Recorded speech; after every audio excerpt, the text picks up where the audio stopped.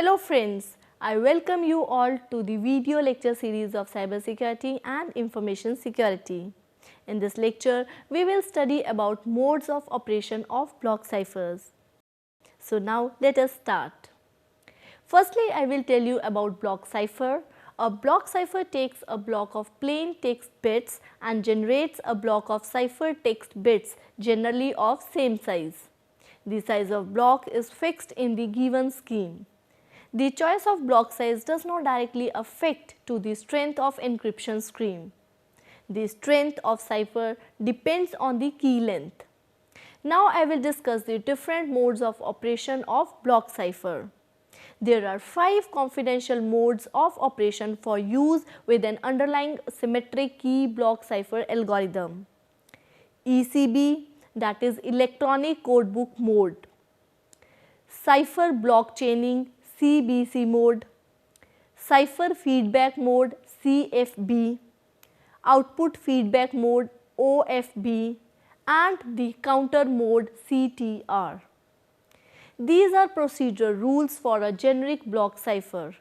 The different modes result in different properties being achieved, which add to the security of the underlying block cipher.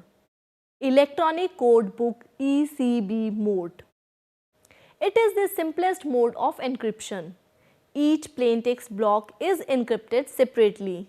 Similarly, each cipher text block is decrypted separately. Thus, it is possible to encrypt and decrypt using many threads simultaneously. In this mode, the created cipher text is not blurred. The electronic codebook mode ECB is defined as follows.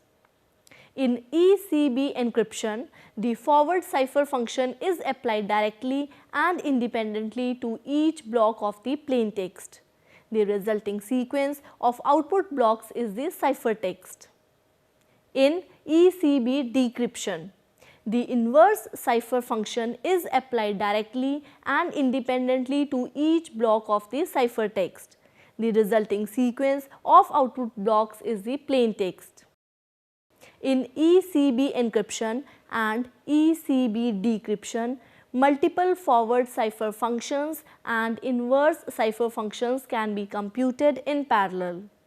In the ECB mode, under a given key, any given plaintext block always gets encrypted to the same cipher text block. If this property is undesirable in a particular application, the ECB mode should not be used. Now we come to the operation. The user takes the first block of plaintext and encrypts it with the key to produce the first block of ciphertext. He then takes the second block of plaintext and follows the same process with same key and so on so forth. The ECB mode is deterministic, that is, if plaintext block P1, P2 till PM are encrypted twice under the same key, the output ciphertext blocks will be the same. In fact, for a given key, technically we can create a codebook of ciphertext for all possible plaintext blocks. Encryption would then entail only looking up for required plaintext and select the corresponding ciphertext. Thus, the operation is analogous to the assignment of code words in a codebook and hence gets an official name. Electronic Codebook Mode of Operation ECB. Analysis of ECB mode. In reality, any application data usually have partial information which can be guessed. For example, the range of salary can be guessed.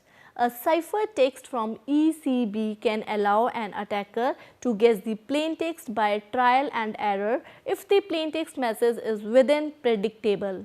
For example, if a ciphertext from the ECB mode is known to encrypt a salary figure, then a small number of trials will allow an attacker to recover the figure. In general, we do not wish to use a deterministic cipher and hence the ECB mode should not be used in most applications. Cipher block chaining, CBC mode. The CBC mode of encryption was invented by IBM in 1976. It is about adding XOR each plain text block to the ciphertext block that was previously produced. The result is then encrypted using the cipher algorithm in the usual way. Each subsequent ciphertext block depends on the previous one. The first plain text block is added XOR to a random initialization vector. The vector has the same size as a plain text block. If one bit of a plain text message is damaged, then all subsequent ciphertext blocks will be damaged and it will be never possible to decrypt the ciphertext received from this plain text. As opposed to that, if one ciphertext bit is damaged, only two received plain text blocks will be damaged. A message that is to be encrypted using the CBC mode should be extended till the size that is equal to an integer multiple of a single block length, similarly as in the case of using the ECB mode. CBC mode of operation provides message dependence for generating ciphertext and makes the system non-deterministic. In CBC encryption, the first input block is formed by exclusive ORing the first block of plain text with the initialization vector IV. The forward cipher function is applied to the first input block and the resulting output block is the first block of ciphertext. This output block is also exclusive ORed with the second plain text data block to produce the second input block, and the forward cipher function is applied to produce the second output block. This output block, which is the second ciphertext block, is exclusive ORed with the next plain text block to form the next input block. Each successive plain text block is exclusive ORed with the previous output cipher text block to produce the new input block. The forward cipher function is applied to each input block to produce the cipher text block. In CBC decryption, the inverse cipher function is applied to the first ciphertext block and the resulting output block is exclusive ORed with the initialization vector to recover the first plain text block. The inverse cipher function is also applied to the second ciphertext block and the resulting output block is exclusive ORed with the first ciphertext block to recover the second plain text block.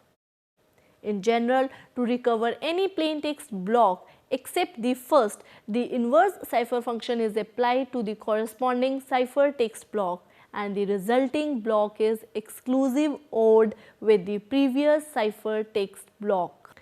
In CBC encryption, the input block to each forward cipher operation except the first depends on the result of the previous forward cipher operation. So, the forward cipher operations cannot be performed in parallel. In CBC decryption, however, the input blocks for the inverse cipher function, that is the ciphertext blocks, are immediately available so that multiple inverse cipher operations can be performed in parallel. Analysis of CBC mode.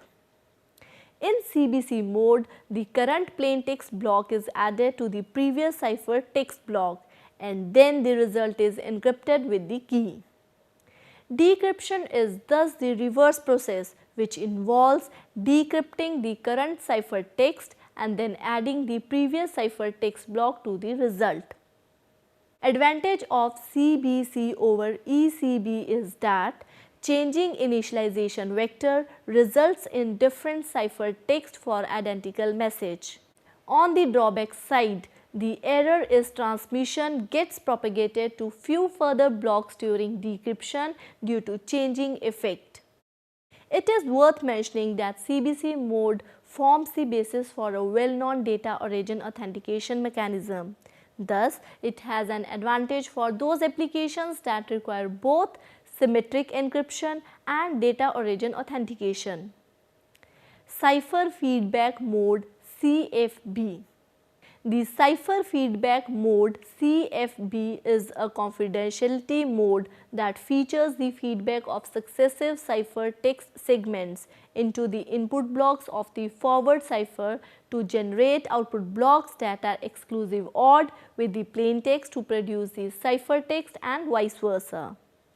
The CFB mode requires an initialization vector as the initial input block.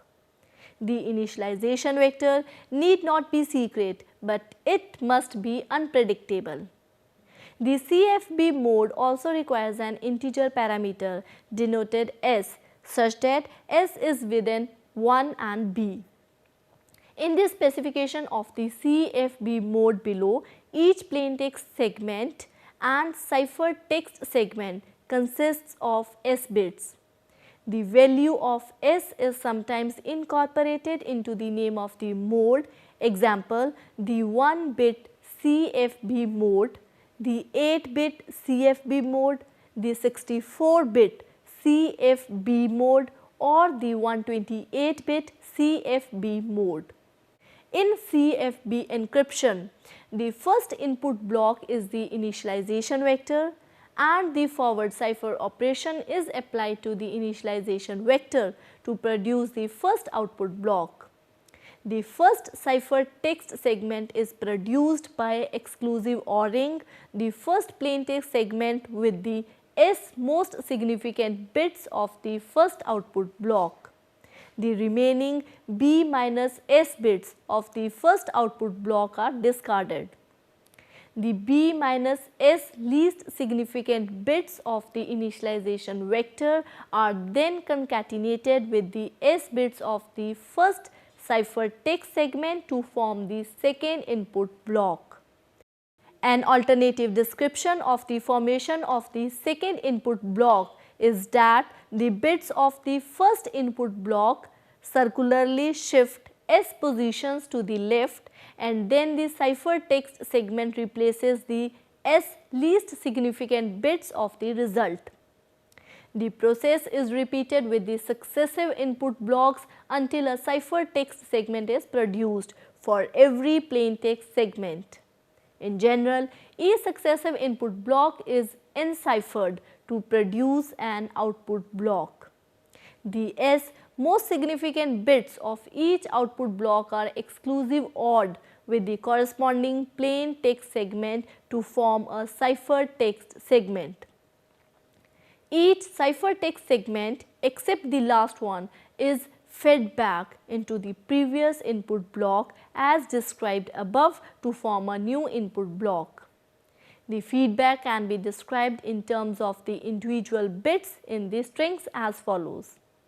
If I1, I2 till IB is the jth input block and C1, C2 till C is the jth cipher text segment, then the j plus 1th input block is IS plus 1, IS plus 2 till IB.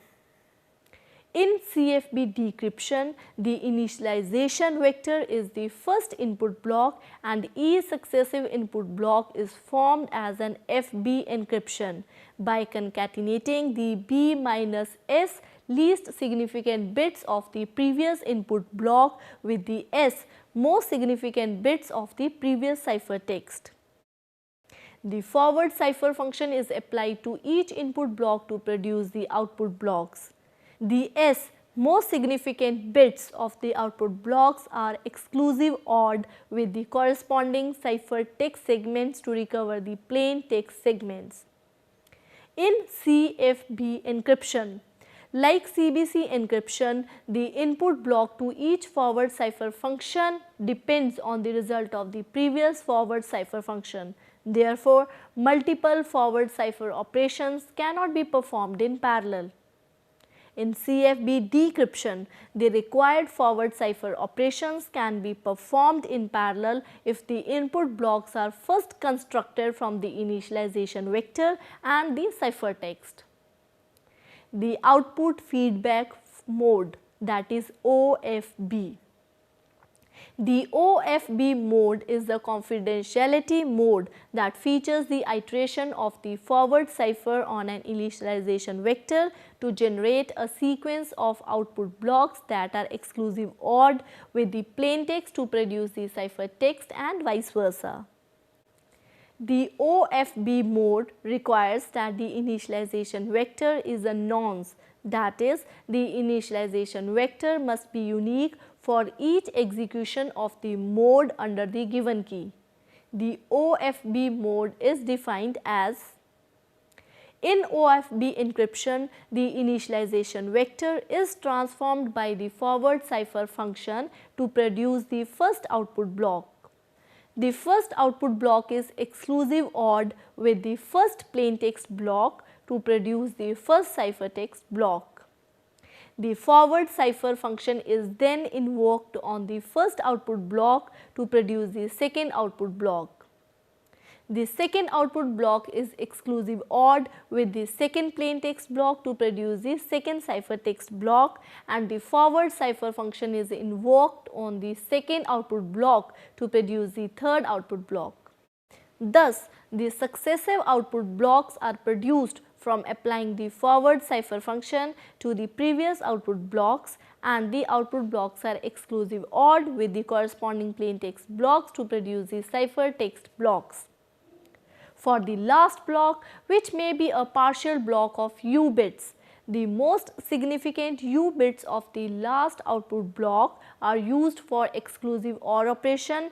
The remaining B minus U bits of the last output block are discarded. In OFB decryption, the initialization vector is transformed by the forward cipher function to produce the first output block. The first output block is exclusive OR with the first ciphertext block to recover the first plaintext block. The first output block is then transformed by the forward cipher function to produce the second output block. The second output block is exclusive OR with the second ciphertext block to produce the second plaintext block, and the second output block is also transformed by the forward cipher function to produce the third output block. Thus, the successive output blocks are produced from applying the forward cipher function to the previous output blocks, and the output blocks are exclusive OR with the corresponding ciphertext blocks to recover the plaintext blocks. For the last block, which may be a partial block of U bits, the most significant U bits of the last output block are used for the exclusive OR operation. The remaining B minus U bits of the last output block are discarded. In both OFB encryption and OFB decryption, each forward cipher function depends on the results of the previous forward cipher function. Therefore, multiple forward cipher functions cannot be performed in parallel. However, if the initialization vector is known, the output blocks can be generated prior to the availability of the plaintext or ciphertext data. The OFB mode requires a unique initialization vector for every message that is ever encrypted under the given key. If contrary to this requirement, the same initialization vector is used for the encryption of more than one message, then the confidentiality of those messages can be compromised. In particular, if a plain text block of any of these messages is known, say the jth plain text block, then the jth output of the forward cipher function can be determined easily from the jth ciphertext block of the message. This information allows the jth plaintext block of any other message that is encrypted using the same initialization vector to be easily recovered from the jth ciphertext block of that message. Confidentiality may similarly be compromised if any of the input blocks to the forward cipher function for the encryption of a message is designated as the initialization vector for the encryption of another message under the given key. The counter mode, that is CTR. CTR mode is the confidentiality mode that features the application of the forward cipher to a set of input blocks called counters to produce a sequence of output blocks that are exclusive OR with the plain text to produce the cipher text and vice versa. The sequence of counters must have the property that each block in the sequence is different from every other block. This condition is not restricted to a single message. Across all of the messages that are encrypted under the given key, all of the counters must be distinct. In this recommendation, the counters for a given message are denoted T1, T2 till Tn. Methods for generating counters are: given a sequence of counters T1, T2 till Tn, the CTR mode is defined as follows. In CTR encryption, the forward cipher function is invoked on each counter block and the resulting output blocks are exclusive OR with the corresponding plain text blocks to produce the cipher text blocks. For the last block, which may be a partial block of U bits, the most significant U bits of the last output block are used for the exclusive OR operation. The remaining B minus U bits of the last output block are discarded. In CTR decryption, the forward cipher function is invoked on each counter block and the resulting output blocks are exclusive OR with the corresponding ciphertext blocks to recover the plaintext blocks. For the last block, which may be a partial block of U bits, the most significant U bits of the last output block are used for exclusive OR operation. The remaining B minus U bits of the last output block are discarded. In both CTR encryption and CTR decryption, the forward cipher functions can be performed in parallel. Similarly, the plain text block that corresponds to any particular ciphertext block can be recovered independently from the other plain text blocks if the corresponding counter block can be determined. Moreover, the forward cipher functions can be applied to counters prior to the availability of plain text or ciphertext data. So friends, this was all about modes of operation of block ciphers. Hope the concepts explained in this lecture were understandable and helpful. Hope to see you in next lecture. Till then, goodbye. Thank you.